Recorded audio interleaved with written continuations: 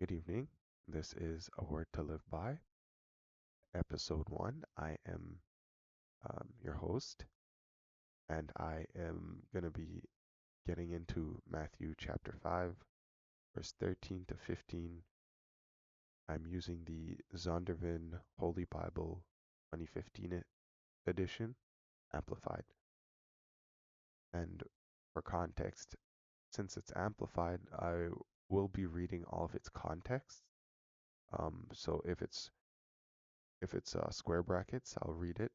Um, but if it's curved brackets, then I will identify that and let you know. So it's a little bit easier to read, but to understand. But I'm hoping that this might inspire someone to go and read it for themselves. There's lots of good stuff in this, lots of hidden gems. So let's start. Disciples in the world. You are the salt of the earth, but if the salt has lost its taste, in brackets it says purpose, how can it be made salty? It is no longer good for anything but to be thrown out and walked on by people when the walkways are wet and slippery. So this is a little hardcore. Um, people think Jesus is a pacifist, but then when you think about this, when you think about what he's saying here, he's not even saying whether that's good or bad. He's just saying what'll happen. What happens to something that doesn't have a purpose, right? And it's, well, used for something unsavory. So verse 14, you are the light of Christ to the world. A city set on a hill cannot be hidden. Again, it's going back to this losing your purpose. So if you who someone who's supposed to be a shining beacon of hope, someone who's supposed to make things clear to everyone around you, people who are stumbling around in the dark, and you're hiding, what is your purpose?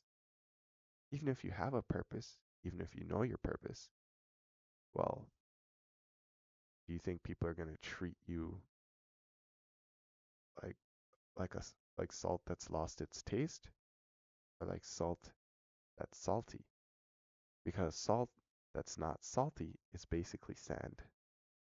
If I'm being fully transparent, it might as well be sand. I mean, no one's gonna know the value of salt if it's not salty, right? So if you can find out what your purpose is, or you know what it is, don't hide it. Because if you do hide it, people might not treat you the way you want to be treated because they don't see your value. But if you're hiding your value, and it's understandable that some people live in circumstances that are absolutely horrific, but if you hide your value, the people who do need it, people who do see your value, then yourself might be thrown out and trampled upon. So have some courage. Start small, whether that's a good word, a kind message, just something small, because you shouldn't despise small beginnings. Nor does anyone, so verse 15, nor does anyone light a lamp and put it under a basket, on a lampstand, and it gives light to all who are in the house. So it's saying, you are the light of Christ to the world. A city set on a hill cannot be hidden. Nor does anyone light a lamp and put it under a basket, but on a lampstand, and it gives light to all who are in the house.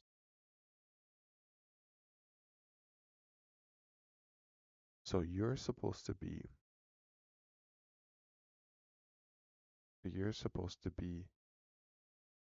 visible. You're supposed to be seen. You're supposed to People are supposed to notice the difference.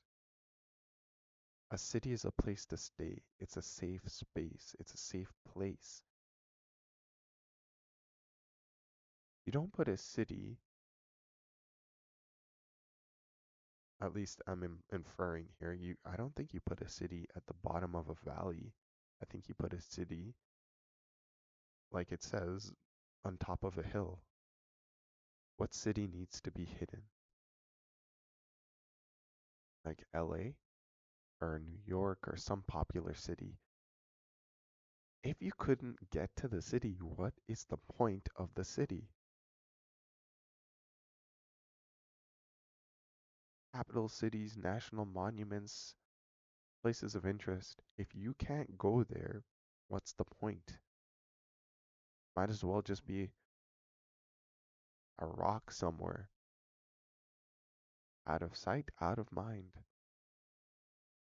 So, again, purpose. You are the light of the world. And if you hide, then how can you complain that the world is dark? Anyway, that's it for now. That was a good first episode. So I'll see you guys next time.